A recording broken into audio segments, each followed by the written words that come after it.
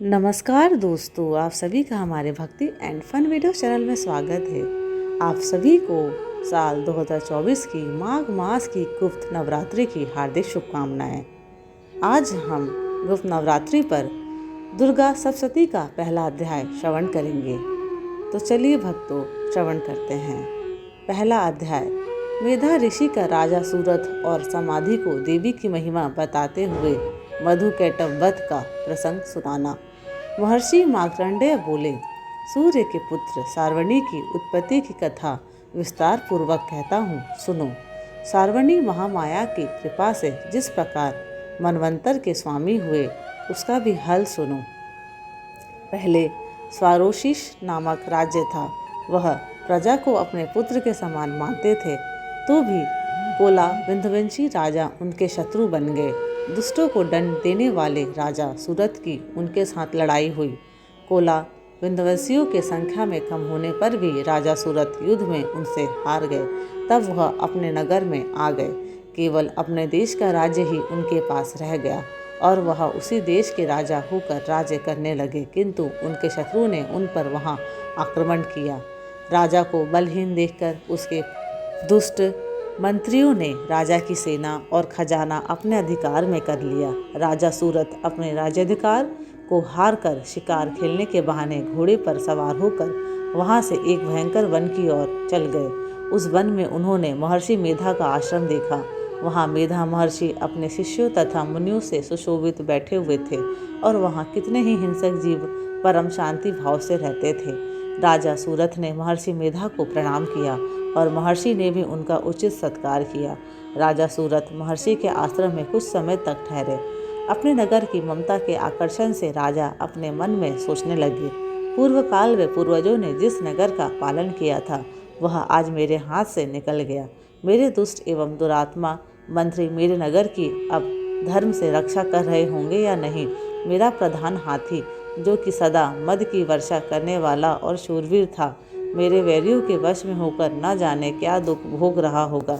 मेरे आज्ञाकारी नौकर, जो मेरी कृपा से धन और भोजन पाने से सदैव सुखी रहते थे और मेरे पीछे पीछे चलते थे, वह अब निश्चय ही दुष्ट राजाओं का अनुसरण करते होंगे तथा मेरे दुष्ट एवं दुरात्मा मंत्रियों द्वारा व्यर्थ ही धन को व्यय करने से संचित किया हुआ मेरा खजाना एक दिन अवश्य खाली हो जाएगा। इस प्रकार की बहुत सी बातें सोचता हुआ राजा निरंतर दुखी रहने लगा। एक दिन राजा सूरथ ने महर्षि मेधा के आश्रम के निकट एक वैश्य को देखा। राजा ने उससे पूछा, भाई तुम कौन है? यहाँ तुम्हारे आने का क्या कारण है और तुम मुझसे शोकग्रस्त अनमने से दिखाई देते हो, इसका क्या कारण है? राजा के यह नम्र वचन सुन वैश्य ने महाराज सूरथ को प्रणाम करके कहा। वैश्य बोला, राजन, मेरा नाम समाधि है। मैं धनियों के कुल में उत्पन्न एक वैश्य हूँ। मेरे दुष्ट स्त्री पुत्रादिकों ने लोभ से मेरा सब धन छीन लिया है और मुझे घर से निकाल दिया है। मैं इस तरह से दुखी होकर इस वन में चला आया हूँ और यहाँ रहता हुआ मैं इस बात को भी नहीं जानता कि अब घर में इस समय सब कुशल है या नहीं। यहाँ मैं अपने परिवार का आचरण संबंधी कोई समाचार भी नहीं पा सकता कि वह घर में इस समय कुशल पूर्वक हैं या नहीं। मैं अपने पुत्रों के संबंध में यह भी नहीं जानता कि वह सदाचारी हैं या दुराचार में फंसे हुए हैं। राजा बोले, जिस धन के लोभी स्त्री पुत्रों ने तुम्हें घर से निकाल दिया है, फिर भी तुम्हारा चित्त उनसे क्यों प्रेम करता है? वैश्य ने कहा, मेरे विषय में आपका ऐसा कहना ठीक है, किंतु मेरा मन इतना कठोर नहीं है। यद्यपि उन्होंने धन के लोभ में पकड़कर पितृ स्नेह को त्याग कर मुझे घर से निकाल दिया है, तो भी मेरे मन में उनके लिए कठोरता नहीं आती। हे महामते, मेरा मन फिर भी उनमें क्यों फंस रहा है, इस बात को जानता हुआ भी मैं नहीं जान रहा। मेरा चित्त उनके लिए दुखी है। मैं उनके लिए लंबी लंबी सांसें ले रहा हूँ। उन लोगों में प्रेम नाम को नहीं है, फिर भी ऐसे नीचनियों के लिए मेरा हृदय कठोर नहीं होता।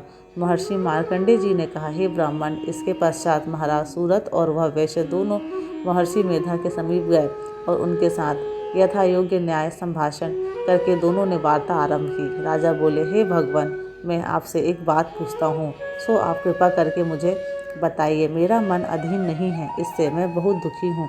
राज्य धनादि की चिंता अभी तक मुझे बनी हुई है और मेरी यह ममता अज्ञानियों की तरह बढ़ती ही जा रही है। और यह समाधि नामक वैश्य भी अपने घर से अपमानित होकर आया है।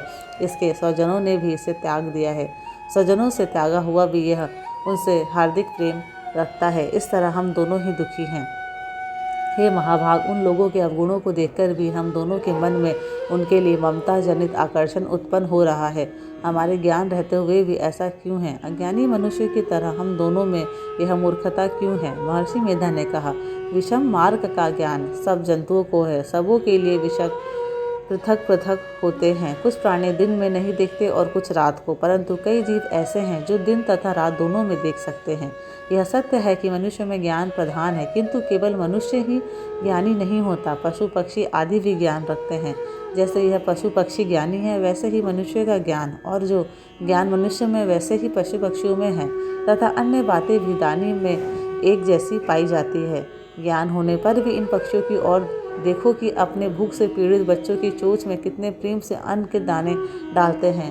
हे राजन, ऐसा ही प्रेम मनुष्य में अपने संतान के प्रति भी पाया जाता है। लोभ के कारण अपने उपकार का बदला पाने के लिए मनुष्य पुत्रों की इच्छा करते हैं और इस प्रकार मोह के गड्ढे में गिरा करते हैं। भगवान श्री हरि की जो माया है, उसी से यह संसार मोहित हो रहा है। इसमें आश्चर्य की कोई बात नहीं, क्योंकि वह भगवान विष्णु की योग निद्रा है। यह माया ही है कि जिसके कारण संसार मोह में जकड़ा हुआ है। यही महामाया भगवती देवी ज्ञानियों के चित्त को बलपूर्वक खींचकर मोह में डाल देती है और उसी के द्वारा संपूर्ण जगत की उत्पत्ति होती है। यही भगवती देवी प्रसन्न होकर मनुष्य को मुक्ति प्रदान करती है। यही संसार के बंधन का कारण है तथा संपूर्ण ईश्वरों की भी स्वामिनी है। महाराज सूरत ने पूछा, भगवान, वह देवी कौन सी है जिसको आप महामाया कहते हैं? हे ब्राह्मण, वो कैसे उत्पन्न हुई और उसका कार्य क्या है? उसके चरित्र कौन कौन से हैं? प्रभु, उसका जैसा प्रभाव हो, जैसा स्वरूप हो, वह सब ही कृपा करके मुझसे कहिए, मैं आपसे सुनना चाहता हूँ। महर्षि मेधा बोले, राजन, वह देवी तो नित्य स्वरूपा है। उसके द्वारा यह संसार रचा गया है, तब भी उसकी उत्पत्ति अनेक प्रकार से होती है। वह सब आप मुझसे सुनो। वह देवताओं का कार्य सिद्ध करने के लिए प्रकट होती है। उस समय वह उत्पन्न हुई कहलाती है। संसार को जलमय करके जब भगवान विष्णु योग निद्रा का आश्रय लेकर शेष शैया पर सो रहे थे, तब मधुकेटम नाम के 2 असुर उनके कानों के मैल से प्रकट हुए और वह श्री ब्रह्मा जी को मारने के लिए तैयार हो गए। श्री ब्रह्मा जी ने जब उन दोनों को अपनी ओर आते देखा और यह भी देखा कि भगवान विष्णु योग निद्रा का आश्रय सो रहे हैं, तो वह उस समय श्री भगवान को जगाने के लिए उनके नेत्रों में निवास करने वाली योग निद्रा की स्तुति करने लगे। श्री ब्रह्मा जी ने कहा, हे देवी, तुम ही स्वाहा, तुम ही स्वधा और तुम ही वस्त्रकार हो। स्वर भी तुम्हारा ही स्वरूप है। तुम ही जीवन देने वाली सुधा हो। नित्य अक्षर प्रणव में अकार, उकार, मकार, इन तीनों में माताओं के रूप में तुम ही स्थित हो। इनके अतिरिक्त जो विंदपथ अर्धमात्रा है, जिसका कि विशेष रूप से उच्चारण नहीं किया जाता है, हे देवी, वह भी तुम ही हो। हे देवी, संध्या, सावित्री तथा परम जननी तुम ही हो।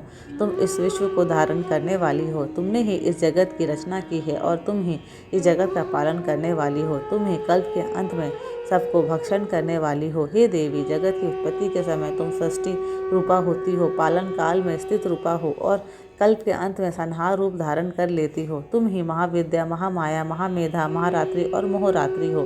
श्री ईश्वरी और बोध स्वरूपा बुद्धि भी तुम ही हो। लज्जा, पुष्टि, तुष्टि, शांति और क्षमा भी तुम ही हो। तुम खड़ग धारिणी, शूल धारिणी, घोर रूपा तथा गदा, चक्र, शंख और धनुष को धारण करने वाली हो। बाण, भुषुंडी और परिघ, यह भी तुम्हारे ही अस्त्र हैं। तुम सौम्य और सौम्यतर हो। यही नहीं बल्कि जितनी भी सौम्य तथा सुंदर वस्तुएं इस संसार में हैं, उन सबसे बढ़कर सुंदर तुम हो, पर और ऊपर सबसे पर रहने वाली सुंदर तुम ही हो।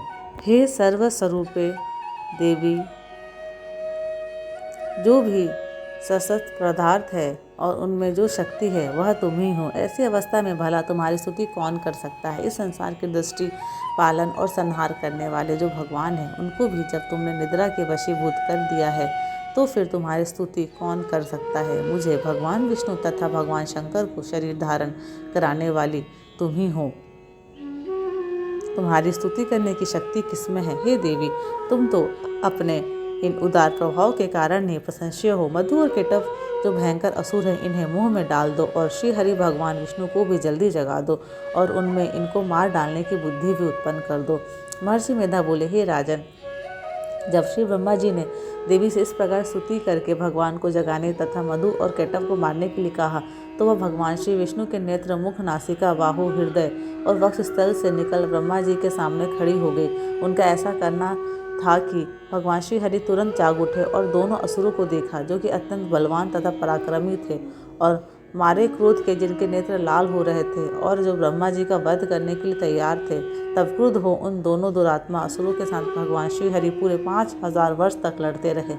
एक तो वह अत्यंत बलवान तथा पराक्रमी थे, दूसरे महामाया ने भी उन्हें मोह में डाल रखा था। अतः वह श्री भगवान से कहने लगे, हम दोनों तुम्हारी वीरता से अत्यंत प्रसन्न हैं, तुम हमसे कोई वर मांगो। भगवान ने कहा, यदि तुम मुझ पर प्रसन्न हो तो अब तुम मेरे हाथों से मर जाओ, बस इतना सा ही वर मैं तुमसे मांगता हूँ, यहाँ दूसरे वर से क्या प्रयोजन है। महर्षि मेधा बोले, इस तरह से जब वह धोखे में आ गए और अपने चारों और जल ही जल देखा तो भगवान श्री हरि से कहने लगे, जहाँ पर जल ना हो, सूखी जमीन हो, उसी जगह हमारा वध कीजिए।